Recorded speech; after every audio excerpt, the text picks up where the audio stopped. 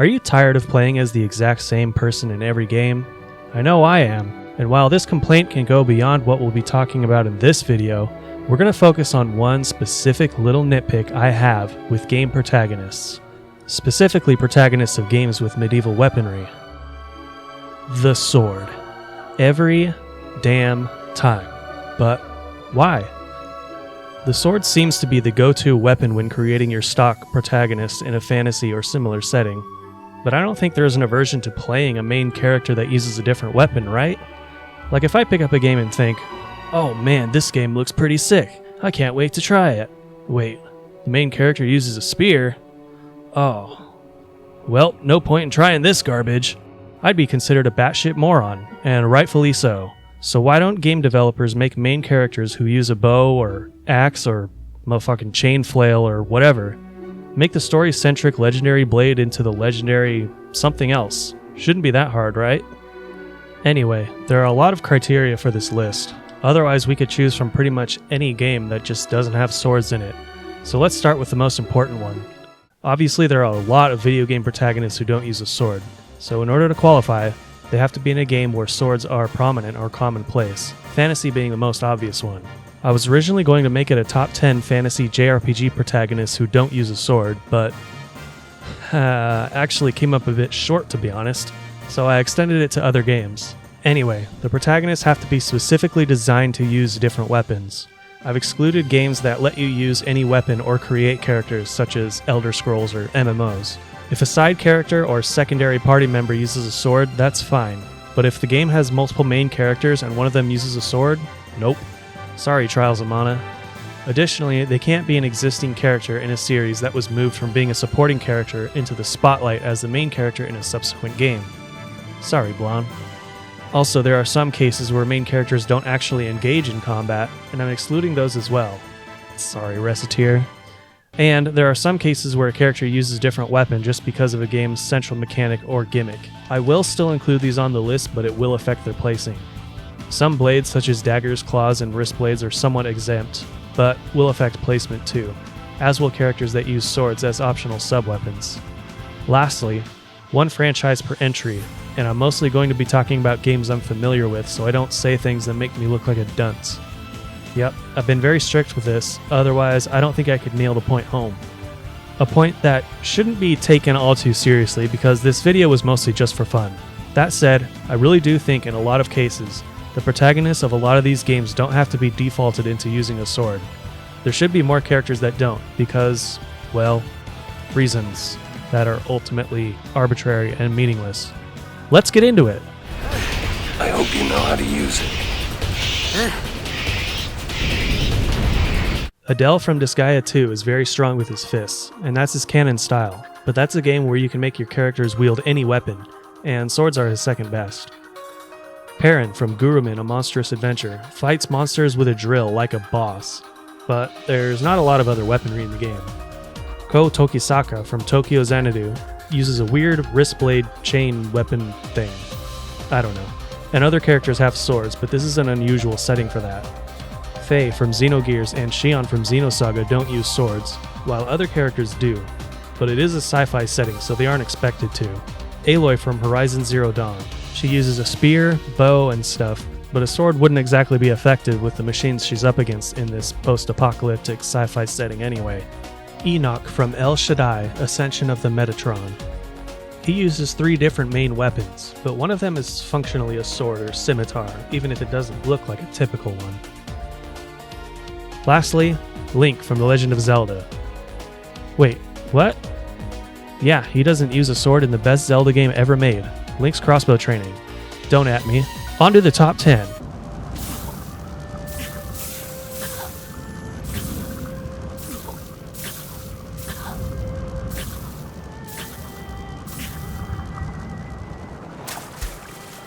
Alright, we're starting off the list with something obscure, because of course. I mean, I had to dig through my backlog history just to find entries for this list in the first place, and I might even be cheating a bit by including it. There's a bizarre little PS3 exclusive game out there that nobody really talks about anymore, and it's unfortunate because it was a very fascinating one, simply titled Folklore. This game is set in a fictional version of the Irish seaside village Doolin. You play as either the young woman Ellen, whose presumably deceased mother sent her a letter and told her to come to the village, or the occult magazine writer Keats, who gets a bizarre distress call, allegedly from the village. These two outsiders pay the village a visit and get sucked into a supernatural murder mystery that drags them into the netherworld, where the souls of people turn into weird creatures called folks. While in the netherworld, Ellen and Keats are able to absorb the ids of these creatures and control them, with the first one you get being a goblin with a stick. This makes for some wild tactical combat that's quite a spectacle, and very pleasing to the eye for an early PS3 game. What prevents it from being higher on the list is that the game's set in the modern world, and while you fight in the netherworld, the main gimmick is the reason why you don't technically use any weapons yourself, despite being in a plot that could easily have you use them, being about ancient Celtic mythology and all. Wouldn't have been too out of place to plop one of those legendary, funny-named swords into one of the protagonist's hands. Fortunately, they decided to be more creative than that, and perhaps they even learned a thing or two from the next entry on the list.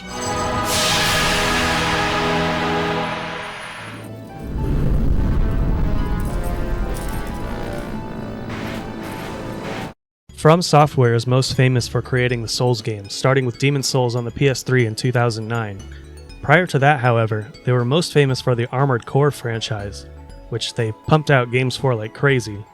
But in between those, they managed to squeak out two very interesting fantasy games for the GameCube, called Lost Kingdoms and Lost Kingdoms 2. Respective protagonists Katya and Tara both fight in this fantasy wonderland not using traditional weapons, but with magical runestones that allow them to use monster summoning cards in real-time combat. Some monsters act as melee attacks, special attacks, traps, autonomous combatants, or supporters. You can customize your deck of abilities before battle with lizardmen, werewolves, plant monsters, fairies, farting hobgoblins, and many more, and unleash them into the fray while you, as Katya or Tara, mostly just run around avoiding taking damage, which is why they aren't higher on this list. Using weapons other than cards would defeat the purpose of the game's main gimmick. These are very creative games that are worth giving a go if you can get a hold of them. Would be nice if the series got a revival, because the games were rough around the edges, even for the console generation they released on, and they could use a new entry with many quality of life improvements, but I doubt From Software has any plans to take a break from their current cash cow.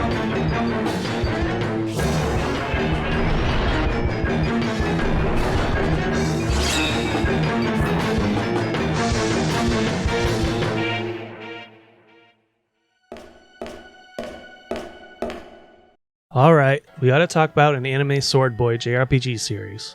It was actually a combination of the talk around JRPGs and anime sword characters in Super Smash Bros. That made me think of this topic in the first place. I see. Too many swordsmen, are there? And I wanted to make it a top 10 fantasy JRPG protagonists who don't use a sword. But holy shit, are there so fucking few of them. I couldn't even make a full top 10 out of it without compromising on some of the criteria. I mean, it's also true that there are some that I haven't played yet, or some that I may not have heard of due to them not being localized or whatever other reason, but come on, Japan. Make different protagonists once in a while, please. Well, for the Tales series, they did that twice at least, with Senel from Tales of Legendia just using his fists like a boss, and Velvet from Tales of Berseria using a wrist blade and demonic powers to fight. I want to include them both here, though one might want to exclude Velvet since she uses a wrist blade that's sword-like in appearance, but actually using the weapon would require a very different technique. Velvet has to get up close and personal for most of her attacks, whether she uses her blade or her demonic claw, and it's a refreshing change to see a protagonist like this in the series. Now Senel, on the other hand, yep, he's a martial artist, so naturally he too has to get up close and personal when he fights, using very quick attacks. Oh yeah, honorable mention to Jude from Xillia, I guess. But that is a dual protagonist game, so yeah. More of this, please. Less of the... Oh. Oh shit. Here we go again. The next character on this list is from a very recent game. She could have used a sword, but instead, she uses... farming tools. Yep, I get to talk about Sakuna of Rice and Ruin again. Go watch my Best of 2020 video if you want to know more about this game, because for now, we're going to focus on one specific aspect of the game. Yeah, this is an example of a character using different weapons due to the game's central gimmick of being a hybrid 2D action game and farming sim. But, at any point in the game, Sakuna could have easily taken up a katana, just because the farming and combat are not connected mechanically, and they were readily available at pretty much any point in the story. Heck, Taoimon uses one, Ishimaru uses one, Kinta makes one during the story, but nah. Farming sickles, clubs, hoes, and even a broom are better for Sakuna, I suppose. Plus her special raiment she inherited from her mother, which has a wide variety of uses throughout the game. And what you can do with these weapons in the frantic 2D action stages is pretty damn impressive. Launching enemies into the air, slamming them into other enemies for insane combos, pulling them around with her raiment, inflicting status effects with her raiment. With so many tools at your disposal, the only thing holding her back is the player's own ability and creativity. Oh, and your competence at growing rice, since it's directly tied to your stats. It goes without saying that I really love this game, and I have no problem admitting to including it in this list due to my own bias. Just saying. But I think placement here is fair, all things considered. Go play it. You won't regret it. I too will be lonely without you. Sir, may I? By all means.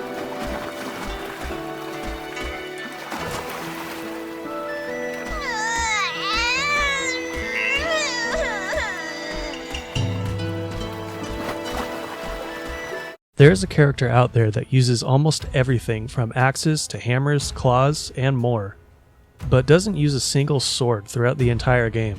Can you guess who it is? If you guessed Death from Darksiders 2, you'd be right. But wait, you might be thinking, doesn't he fall into the category of an existing character shoved into the spotlight? Well, not really.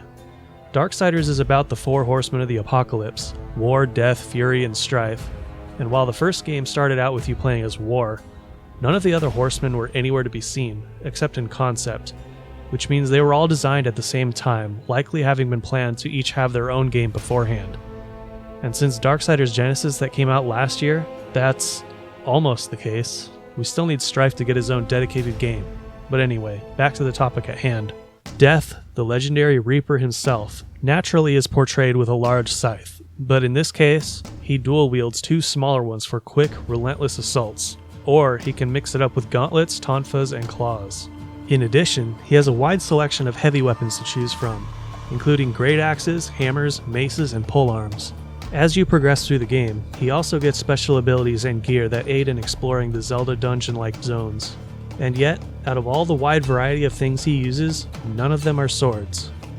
But he's the Grim Reaper, of course he doesn't use swords, you might be thinking. But does the Grim Reaper normally use any of the other weapons that are in this game besides his scythe? No, not really. So he's a perfect fit for this list. Still wouldn't mind seeing him in Smash Bros. 2, just saying. And while I haven't played it yet, Darksiders 3 gets a shout too, as Fury's main weapon is a whip, and she also gets all sorts of weaponry throughout the game, but that also includes a big sword. Not until very late in the game though, so it's worth mentioning her at least. I imagine Strife will be similar once he gets his own game, given that he's a gunslinger, or maybe he won't have any melee weaponry at all, and it will just be a looter shooter or something. Yay. Ah well, we won't know for sure until Darksiders 4, I guess.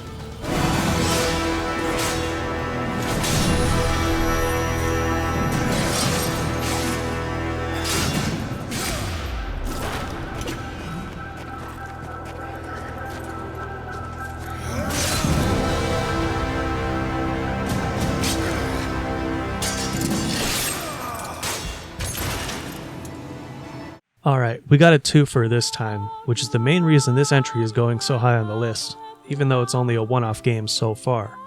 Anima Gate of Memories, based off of the tabletop game Anima, puts you in the shoes of a nameless protagonist known simply as the Bearer, due to the curse she bears throughout the story alongside her dry personality. Shut up. Shut up. Shut up. Shut up. That curse being the demon Ergo, and being bound together against her will, while he remains trapped in a magical book, only able to come out at her behest. It's a rather interesting premise to say the least, but if you want to see it through to its multiple endings, well, it's going to be a rough ride. I had a pretty difficult time getting the hang of the combat, as it requires a great deal of patience and attack timing and spacing, and a bit of trial and error, unlike other similar games like Bayonetta or Nier Automata. But what's cool about it is that neither the Bearer nor Ergo use traditional weapons or fighting styles compared to other similar games. Our nameless protagonist exclusively uses magic power, even for melee attacks, while Ergo uses demonic claws along with his dark magic. Throughout the game, they unlock various special magic attacks that spice up the battlefield, giving you a significant advantage by having more ranged and area of effect options. It definitely takes a lot of practice getting this combat down, but once you do, it's a pretty damn good feeling. Just don't let the countless deaths you'll suffer from bullshit discourage you. I assure you, nothing has come close or done anything to you while you slept. Thanks.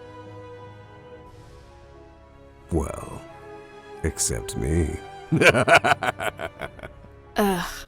Alright, I have another excuse to talk about the Trail series. Tired of it yet?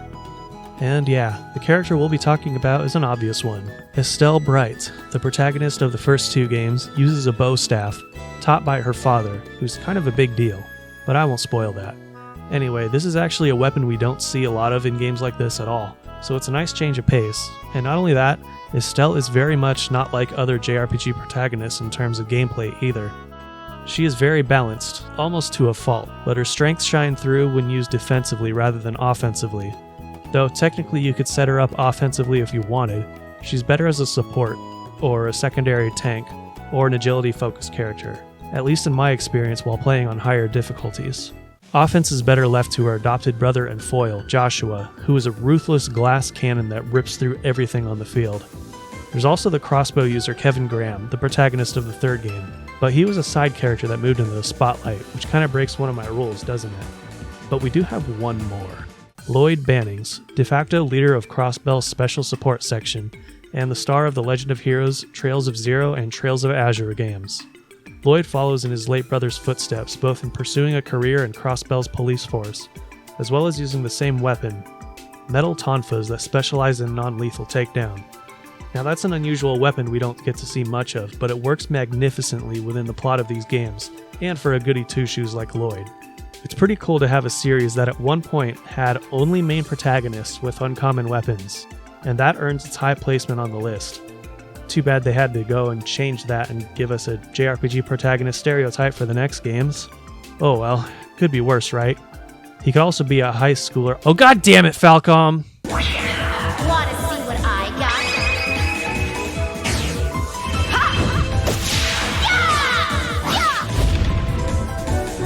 Too slow! Wheel of power!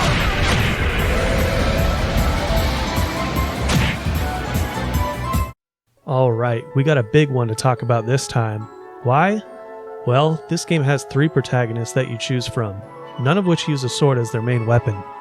When you think of the Ys series, a certain red-haired adventurer with a sword usually springs to mind, but Ys' origin is set hundreds of years prior to the rest of the games, so naturally he isn't a part of it. Well, okay, technically he is, but only in the side modes, not the real parts of the game, so he isn't the protagonist. Unica Tova and Hugo Fact are the 2 protagonists you get from the start, and there is a 3rd one you unlock after beating one of the others first. Minor spoiler alert for when we get there. Let's start with Unica. Unlike her peers, Unica is unable to use magic, which causes many people to have low expectations and not trust her. However, a chance meeting with the twin goddesses, Rhea and Fina, gives her a new source of motivation, taking up the role of a knight to eventually become their faithful devotee. Naturally, when the 2 goddesses suddenly go missing, she thrusts herself right into the middle of the story of Ys origin, where you ascend Dharm Tower in search of them. Unica is an axe user.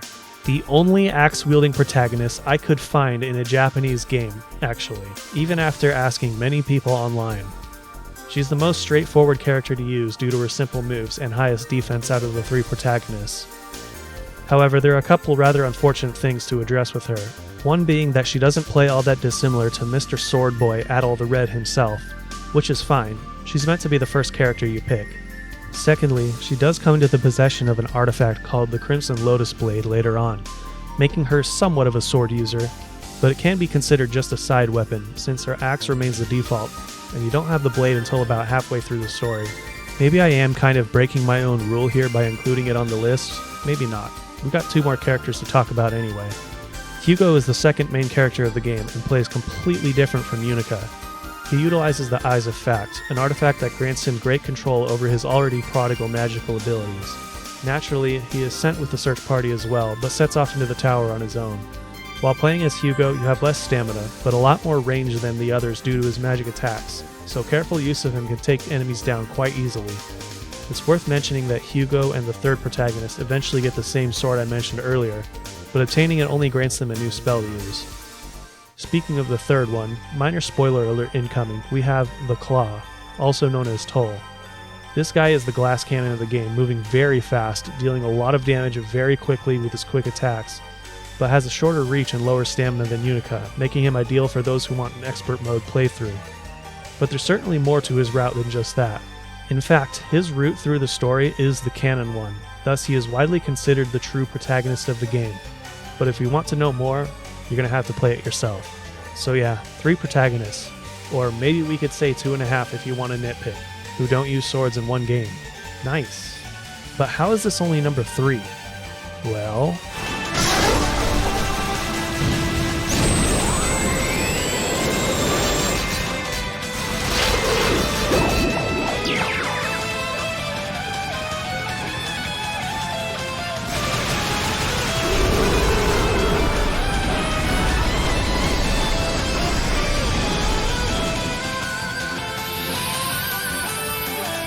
we got a whole series full of non-sword using protagonists to talk about. Castlevania is, or maybe at this point we should say was, a long-running series dating back to the NES, full of different characters from different periods of time, ranging from the Middle Ages all the way to the near future. Or, if you're watching this video in 2035 onward for some reason, modern day, I guess? A fascinating series full of dark magic, mythological beings, and a centuries-long war against the vampire lord known as Dracula. Die, monster! You don't belong in this world! Surely some people would take out the sword against him, right? Well, actually yes. Some games put you in the shoes of a sword user such as Alucard, but the series is much, much more famous for putting you in the role of the vampire hunter clan, the Belmonts. While crusading through Dracula's turf, they all wield their signature weapon, the Vampire Killer, a deadly chain whip created by alchemy in the Middle Ages. We have a lot of characters to talk about, so bear with me. Hopefully I didn't screw anything up here, since I haven't exactly played every game in the series. From the first, second, and fourth Castlevania games, we have Simon Belmont, arguably the series' most iconic protagonist, who whips his way through every game with nary a sword in sight. Alongside his signature weapon, he can also use throwing knives, throwing axes, crucifix, boomerangs, holy water, and a stopwatch to temporarily halt time. All these weapons would become staple side weapons in the series going forward, naturally making up his moveset when he was added to Super Smash Bros. Ultimate. Trevor Belmont of Castlevania 3, Christopher and Sonia Belmont from the Game Boy games, and Richter Belmont from Dracula X all play very similarly to the standards set by Simon. John and Jonathan Morris, whose family inherited the whip later on, also play similarly, although Jonathan has more options in Portrait of Ruin, including swords. And Juste Belmont from Harmony of Dissonance also plays like previous Belmonts, but with some more advanced magical powers at his disposal. On N64's Legacy of Darkness and PS2's Lament of Innocence, we are able to use the Vampire Killer in 3D. And even from the reboot series, Gabriel Belmont of Castlevania Lords of Shadow 1 uses a lot of the same tools, minus a sword. Hell, there's even Desmond Belmont, the protagonist of an old mobile game from back in the flip phone days called Castlevania Order of Shadows. Nathan Graves of Circle of the Moon uses a whip called the Hunter Whip as well, along with an arsenal of magic cards that give him tons of abilities you can choose from. There are some other protagonists I haven't mentioned too, and most of them have a very customizable arsenal, which includes various blades such as Soma Cruz, Hector, and Shanoa, something that gives the series a lot of replayability. And not only that, many of the previous games I've mentioned have multiple playable protagonists or secondary protagonists to choose from or swap between, such as Eric Lecard, Maria Renard, and Charlotte Alwyn. Oh, and there's Kid Dracula too, I guess. Wow, wasn't exaggerating when I said there was a whole series with lots of non-sword users. 12 games with unique main characters out of 21 or so main games. There is one big hang-up when it comes to this countdown list though. Since the most important legendary weapon in the series is the Vampire Killer Whip, it locks many future protagonists into using it. When a new game was made, they either used that weapon, or had some crazy superpower that enabled them to use all sorts of weapons and magic. Making the protagonist the usual sword boy would kinda break a lot of established lore, which is why it's number 2 instead of number 1. Don't get me wrong, Castlevania is clearly the most famous example of having protagonists who don't use a sword, in settings where such weaponry is very prominent and common. But there is one more series where using such weaponry is also very prominent and common, perhaps even more so, yet only a few of their protagonists use a sword. What is a man? A miserable little pile of secrets. But enough talk. How about you?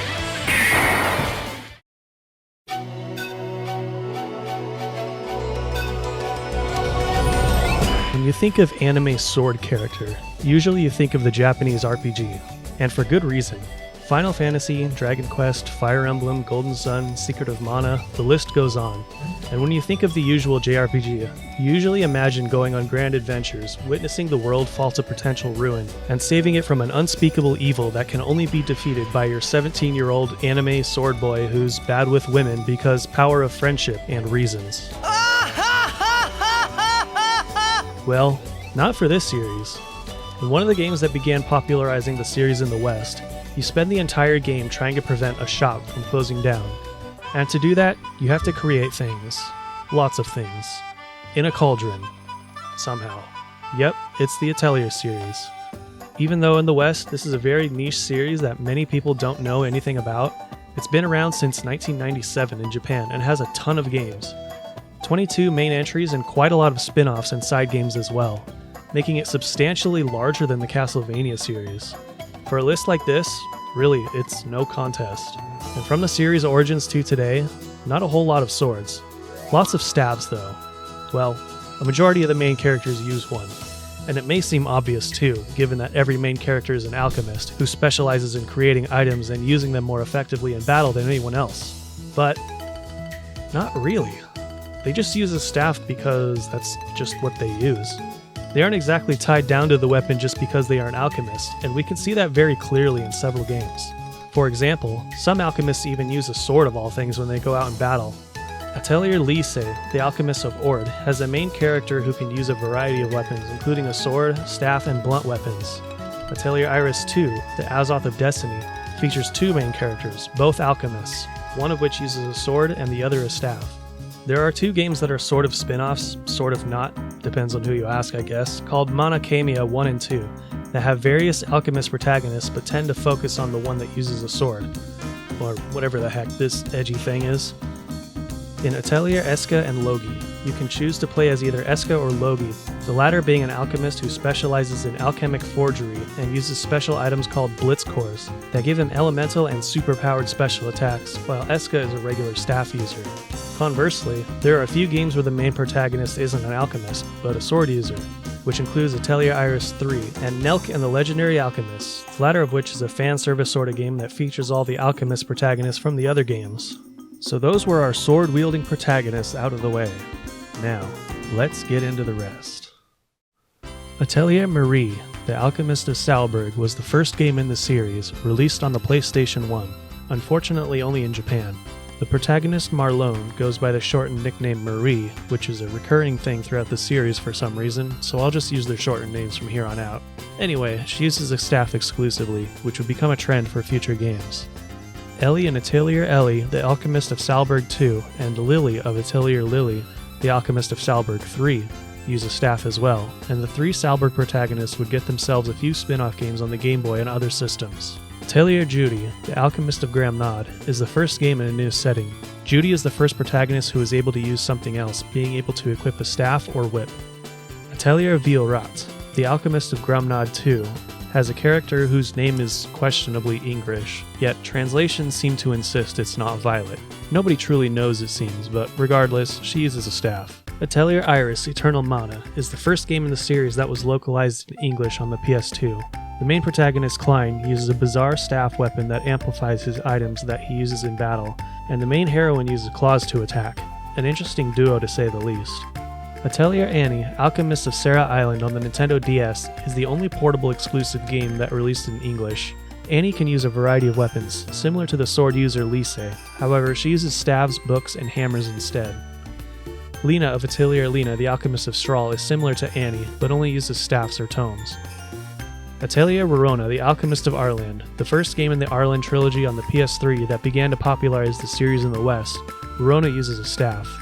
Atelier Toturi, the Adventurer of Arland, and Atelier Meruru, the Apprentice of Arland, both feature protagonists who play similarly to Rorona. Atelier Aisha, the Alchemist of Dusk, heads off a new trilogy with the main heroine Aisha, who also uses a staff.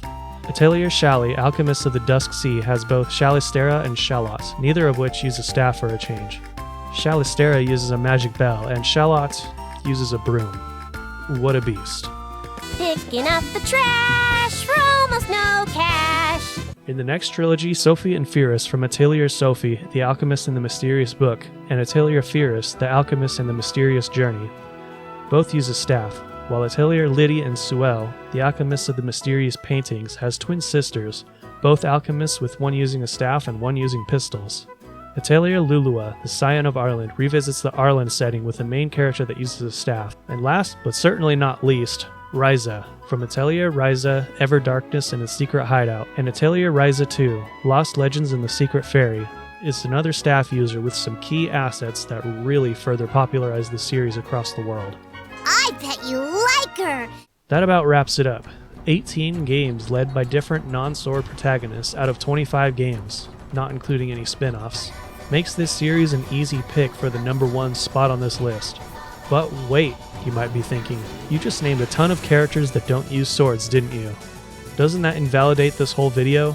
Well, I did, sure. But that was just 2 different franchises. Think about that. There are 2 series that have more qualifying non-sword protagonists than all other games I've gone over combined. At least, from what I'm aware of. And that's just kind of sad, really. There should be more. The Atelier series, for me at least, has done a great job of keeping the JRPG genre interesting, in more ways than just the types of weapons the characters can equip, and I hope it continues for a long time.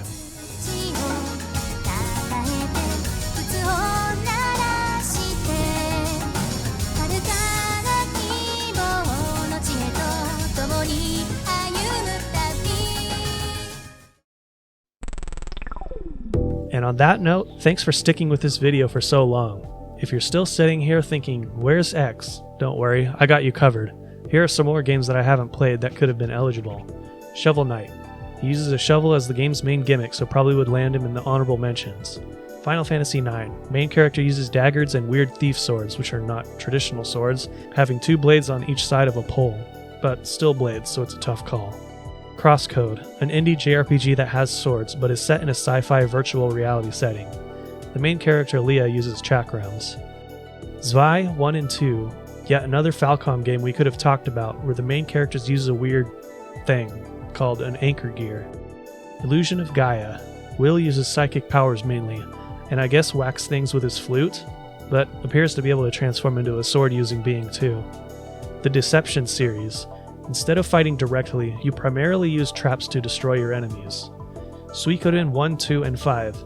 The main characters appear to use a bow staff, tonfas, and a tri-nunchaku, respectively.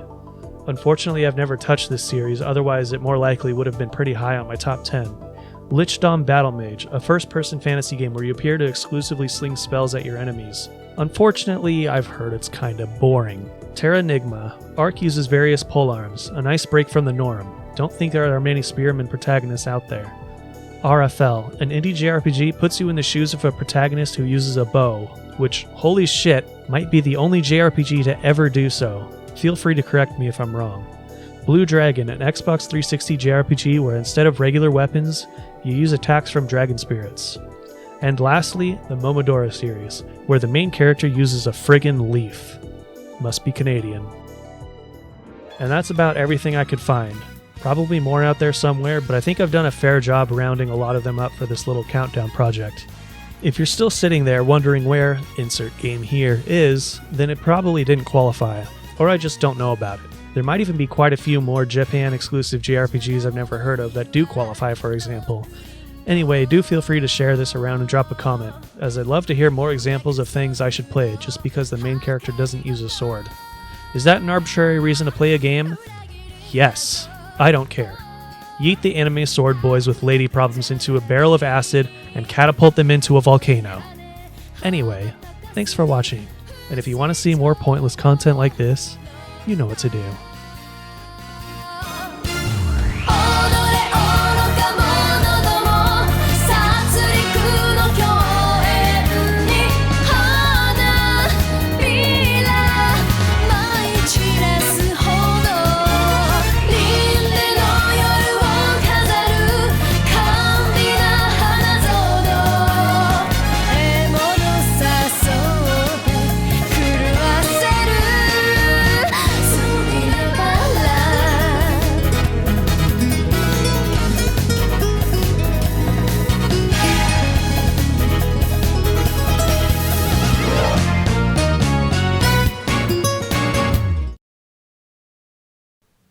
Anime Sword Boy bad. Free!